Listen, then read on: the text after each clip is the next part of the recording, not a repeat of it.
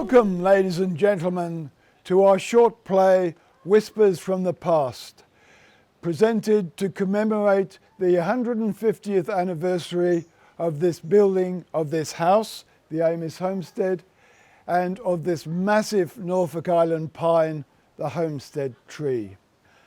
My name is David Maunders, and I'm a committee member of the Friends of Churchill Island Society. Christine Graydon and I have written this play, and it's performed to you by some of our members and other good friends of Churchill Island.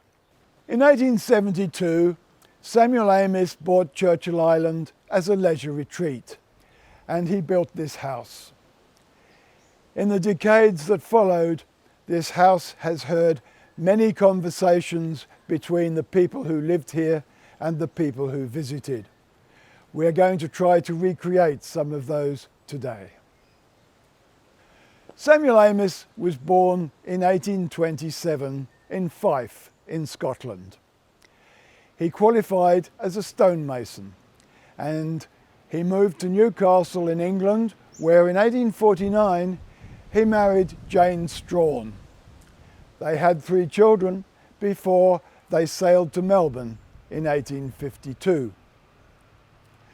Samuel went straight to the goldfields, to Forest Creek, which is between Castlemaine and Chewton.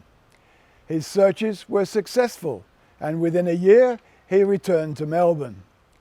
There he established a business as a building contractor and built many of Melbourne's fine buildings. In 1864 he was elected to the Melbourne City Council, and in 1869 he became mayor.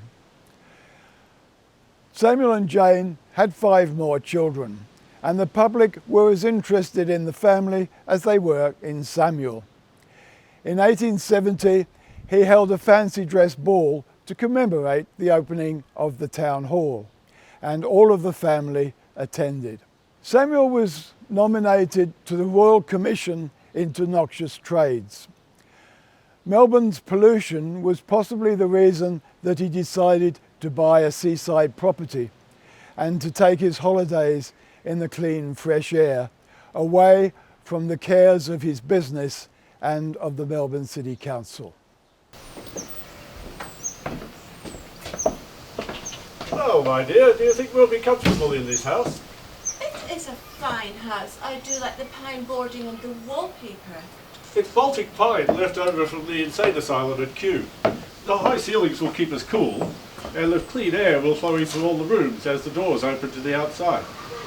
But do you think it will be large enough? We already have 1 grandchild, and I expect several more soon. And you do like to entertain your council and your business friends from Melbourne. I'll have the workmen build a barracks for the bachelors. We will manage. Just breathe that clean sea air. You have visited too many smelly businesses for the Royal Commission. Melbourne will become a cleaner place under the new regulations. Yes, my dear, but it will take time. In the meantime, we can spend a few months each year down here. Once we have the furniture in and the billiard table and the piano, we'll have everything we need here. I'm sure we will. Well, we cannot go to Melbourne every week. The ferry's not too bad, but the stagecoach journey is endless. Yes, but it will get quicker as the railway comes through to Hastings in a few years. Yes, I'm sure. Now I must go and check what Cook has got planned for our meals. I shall join you later.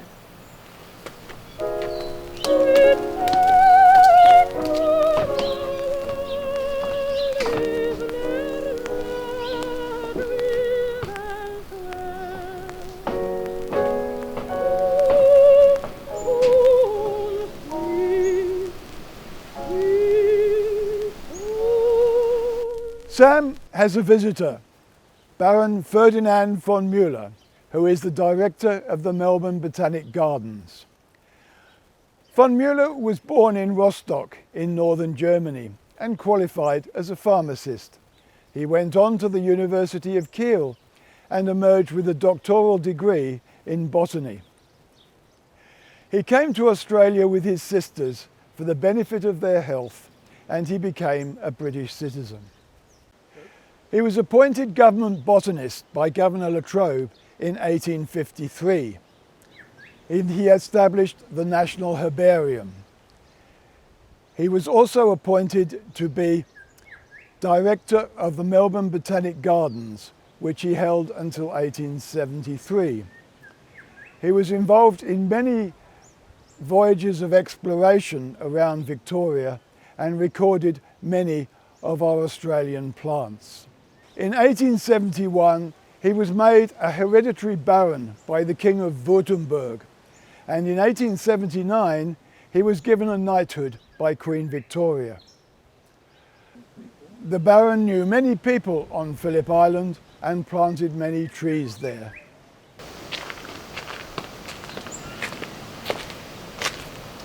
Herr Amess, the house is at last 30 years? Yes, indeed, Baron. But more importantly, congratulations on your new title. Vielen Dank, mein Herr. So tell me, Baron, what brings you to us today? I have a gift. Ein Tannenbaum, a Christmas tree. Araucaria heterophylla, the Norfolk Island pine.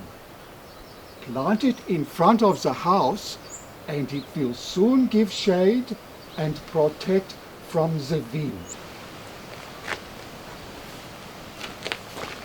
To celebrate the completion of your delightful seaside home. I am most grateful to you, and I'm sure my dear wife Jane will be as well. We'll have it planted directly. Now, will you join us for dinner, Baron? Danke, nein. I'm expected by the McHuffeys in Ventnor. Have we not all known each other for many years now? Many, many years. Oh, I must make haste. So we'll say goodbye, my friend.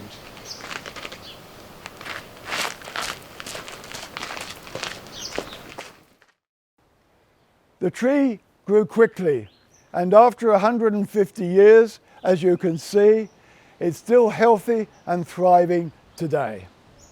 The Baron's gift in our play is a seedling from this original tree.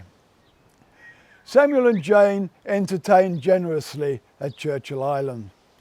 At one Christmas lunch, they had 24 people present, and Jane and Cora, her cook, worked hard to prepare together. I'm so sorry, ma'am, but I'm afraid to say all the Christmas puddings have been left behind in Melbourne, ma'am. Oh, Cora, the most important day of the year, and the menu is ruined. There'll be no time to make more puddings. We must improvise. We could send the children out with baskets to pick as many berries as are available. What berries would be ripe enough to use now? Ah, well, ma'am, we have strawberries, blackberries and lots of plump cherries. They will make a beautiful display for the table. And we have a bumper crop of rhubarb too, ma'am. I could make a rhubarb fool and scorch a pattern of holly in the top with the poker, with clotted cream, and 2 nice strawberry sponges, as we have plenty of eggs and strawberry jam. Will that do, ma'am? Yes, that would be splendid, Cora, for desserts. But there will be 24 now for lunch. Well, I'm thinking if there's to be 24, we'll need more than 1 turkey then, ma'am. And then, of course, there's the servants. Best get Bert to kill another turkey. That should do for the main table, with roasted vegetables and gravy. We'll have the desserts, followed by Stilton cheese. Yes, ma'am. And if Bert also kills a young rooster, that should be enough for the servants, with any leftover turkey as well. Yes, ma'am. And be sure to either make a trifle or a blancmange for the servants for dessert. Yes, ma'am.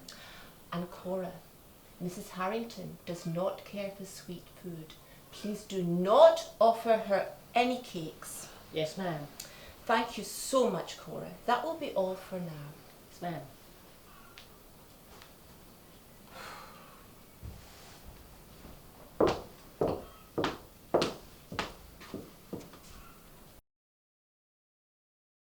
Sam passed on the ownership of Churchill Island to his son Sam, but he remained actively involved in the farming until his death.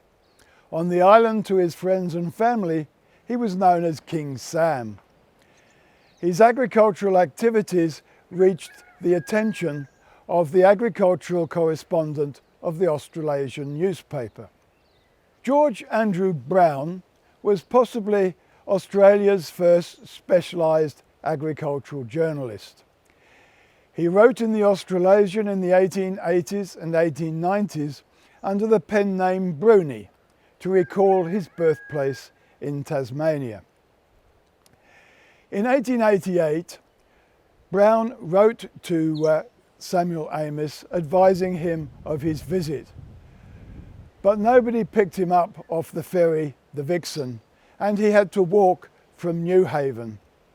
On reaching the other side of Churchill Island, he found a boatman who carried him into a boat and rowed him across to the island. Well, Mr. Brown, a cool drink of Churchill Island cider and the sea breeze will soon have you feeling as right as rain. Mr. Amess, that is the hottest walk I've ever undertaken. Newhaven is a melancholy place and there is no transport available to anyone. I will never again trust the post to deliver a letter on time. I am sorry, Mr. Brown. The men were working in the piggery at the time and they didn't see the Vixen sailing past. I'm not happy with my bore and I'm thinking of having it replaced. Perhaps you could advise me later. Tomorrow we can take the spaniels and see if we can bag a pheasant or two for dinner if you like. Thank you, but I'm more interested to learn about your farm and stock breeding. What interests you most about our island farm? Your West Highland cattle are a rare breed in Victoria. I do love the look of the bonny woolly beasties. We started with 3 from the Isle of Skye and now I have around 30. We slaughtered one and it came in at around 750 pounds. I've crossed them with Ayrshires and Brittany's and they have done well. In fact, my best milker is a cross between a West Highland bull and a pure Brittany cow. I see. Very interesting. And what sheep do you have? We have about 70, Merinos, South Downs and other crosses. One particular cross between a Leicester and a Merino is one I favour most of all. You might like to experiment with a flock of pure South Downs. With your short sweet pastures, I'm sure they would give a mutton that could not be surpassed. I have read your book about sheep breeding in Australia and I shall certainly think about it. Now, allow me to take you for a walk around the garden. We have passion fruit around the homestead and you'll never have seen so many. The apple and fig are loaded and the olive has a bumper crop. The camellias are still in bud, but they were growing so tall we had to lop the tops off them to stop them growing too much. Let us now move on another decade to the late 1890s and 1900s. Minnie and Mabel Lawrence are granddaughters of Sam and Jane, daughters of their second child, Mary Jane. At this time, they're in their 20s, and Mabel is a nurse at the Royal Women's Hospital, and Minnie is studying music at Melbourne University. They spend a number of holidays at Churchill Island, sometimes with their brother James, his wife Flo, and their daughter Molly. Minnie, do let me look at your sketches. You draw so well. Here you are. I'll show you, and then I'm going to the shore to get some sketches for an oil painting of the coastline. Oh, I see you drew the man on the ferry. It is very good, but you usually draw women. Some men feel it's beneath them to be drawn by a woman, but I do like to draw people going about their work or daily activities. A lot of that is done by women here. You know, lighting fires, sewing. Indeed. Oh, I see you have us drawing and playing the piano. Marjorie in a deck chair reading.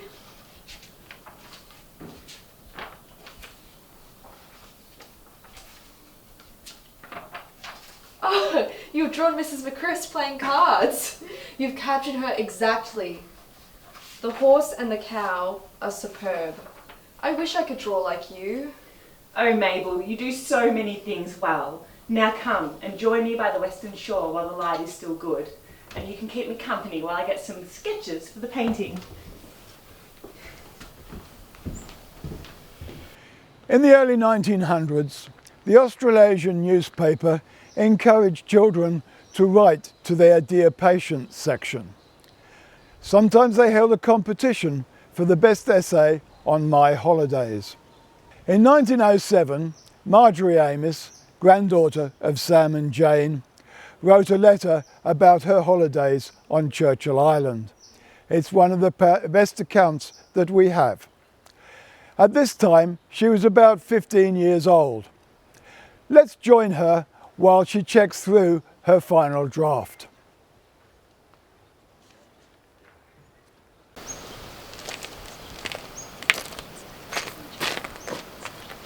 Have you finished your letter to Patience yet, Marjorie?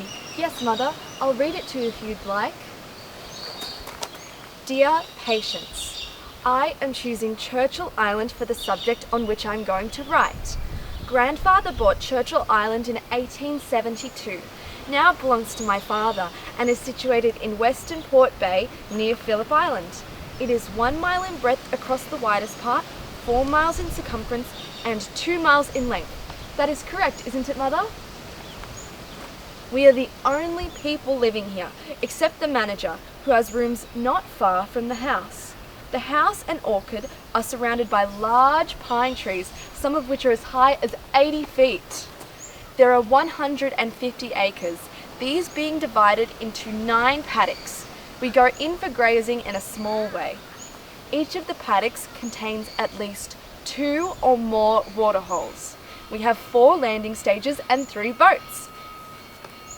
We always spend 3 months down here at Christmas time when we have a number of friends staying with us. We have a jolly time going for picnics and having impromptu dances, which are very amusing, especially for the onlookers. I think Patience will like that part. We have a large cannon in the orchard which belonged to the American warship Shenandoah and was given to my grandfather by a friend.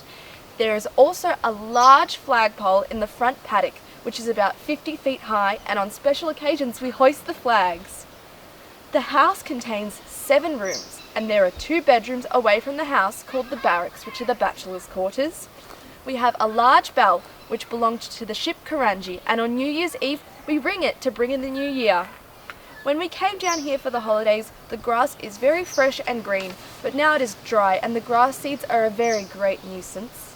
The only misfortune is that the beach is not sandy. Right round there is nothing but large rocks, except in some places where there are small pebbles and broken shells. Sea bathing is one of our favourite pastimes. We have 4 bathing boxes, but unfortunately we can only bathe at certain times, as the water goes out for about a mile and leaves nothing but mud flats. We sit down in the garden under the pines and have afternoon tea, where we always seem to get cool breezes even on the hottest days. Your sincere friend, Marjorie. My word, Marjorie. I think that tells about our holidays just as they are. Well done. Now, let us go and join the others for afternoon tea.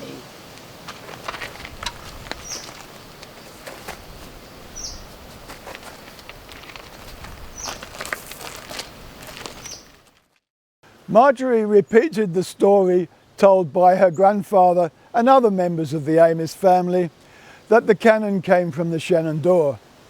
But recent historical research has shown that this definitely was not the case. But that is a story for another day.